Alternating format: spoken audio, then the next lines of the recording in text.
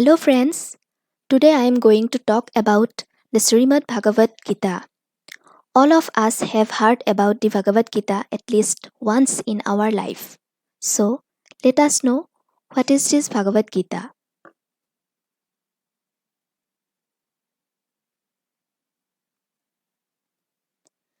The Bhagavad Gita is the crown jewel of India's spiritual wisdom, spoken by Lord Sri Krishna, the Supreme Personality of Godhead, to his intimate friend Arjuna. The Bhagavad Gita provides a definitive guide to the science of self realization. The Bhagavad Gita is known as the Song of the Lord. The Bhagavad Gita belongs to the Bhishma Parva of Mahabharata and it has 18 chapters and 700 slokas. It is said that when the battle of Kurukshetra began, Arjuna did not want to fight. He did not understand why he has to shed his family's blood for a kingdom that he doesn't even necessarily want. In his eyes, killing his evil and killing his family is the greatest sin of all. So, he cast down his weapons and tells Krishna that he will not fight. Krishna then begins the systematic process of explaining why it is Arjuna's dharmic duty to fight and how he must fight in order to restore his karma. Krishna tells Arjuna that since he is a Kshatriya, it is his Kshatriya dharma to fight against his enemies.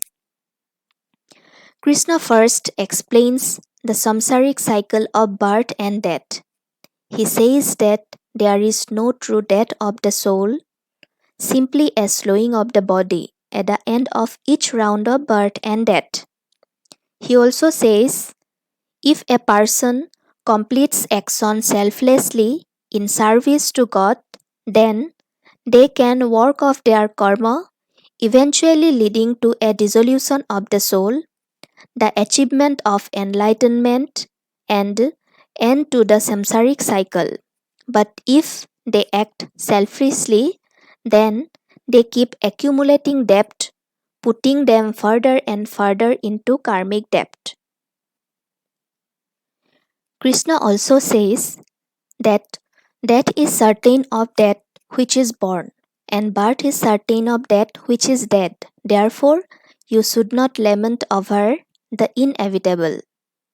Krishna presents three main concepts for achieving this dissolution of the soul: renunciation, selfless service, and meditation.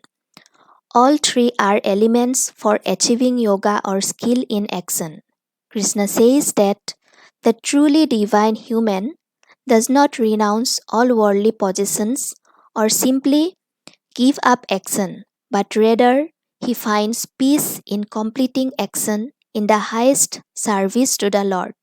As a result, a person must avoid the respective traps of the three gunas, sattva, rajas, and tamas. Krishna says to Arjuna that the highest form of meditation comes when a person not only can free themselves from selfish action but also focus entirely on the divine in their actions. In other words, Krishna says that he who achieves divine union with him in meditation will ultimately find freedom from the endless cycle of rebirth and death. He who truly finds union with God will find him even at the moment of death. But Arjuna still wanted the evidence of Krishna's divine powers. So Krishna appeared to him in his powerful, most divine form with the power of 1000 suns. Krishna shows Arjuna his Vishwarup. Now, seeing Krishna in his divine state, Arjuna realizes what enlightenment can bring him in union, and he now completely has faith in the yogic path. Now, Arjuna asks Krishna how he can receive the love of God, and Krishna reveals to him that love comes from a person's selfless devotion to the divine, in addition to an understanding that the body is simply ephemeral, a product of Prakriti, and is subject to endless rebirth. A person must let go of their body's cravings and temptations and aversions to find freedom.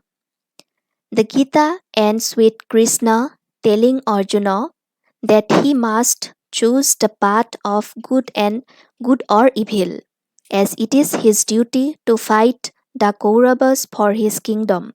In that, he is correcting the balance of good and evil, fulfilling his dharma, and offering the deepest form of selfless service.